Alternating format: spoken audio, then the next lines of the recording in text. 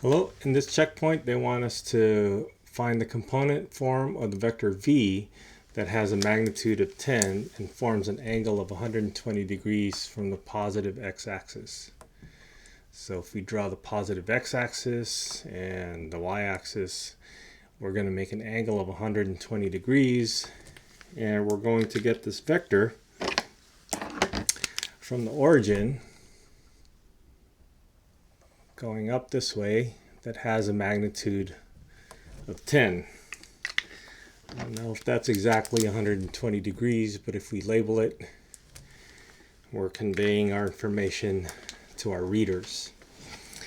Now we want to find the x and y components of this, and the x component would be the adjacent side of some angle, the reference angle that we're going to be using, and then the y component will be the opposite side.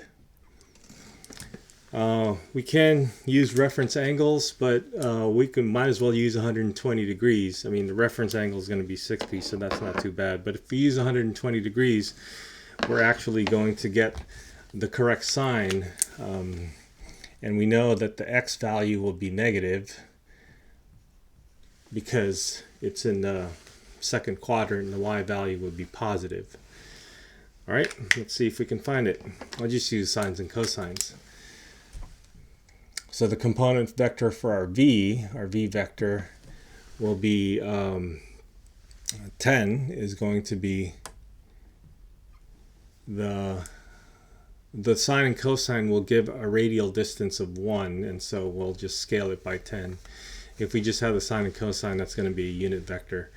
And then again, we multiply by the magnitude and we'll get the correct result.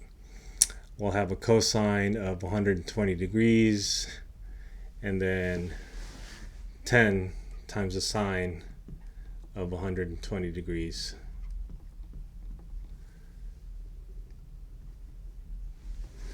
Okay, and then we just need to figure it out. 120 degrees, again, reference angle is 60 or pi over 3. The cosine is going to be 1/2, and in this case it's negative. And then for the sine, it's going to be the y value, which is root 3 over 2. We'll multiply that by 10. And then we just simplify. And like we mentioned earlier, our x value is negative. So this is going to be negative 5 and 5 square root of 3. Okay, this is our component-wise representation for that vector. I hope that helps.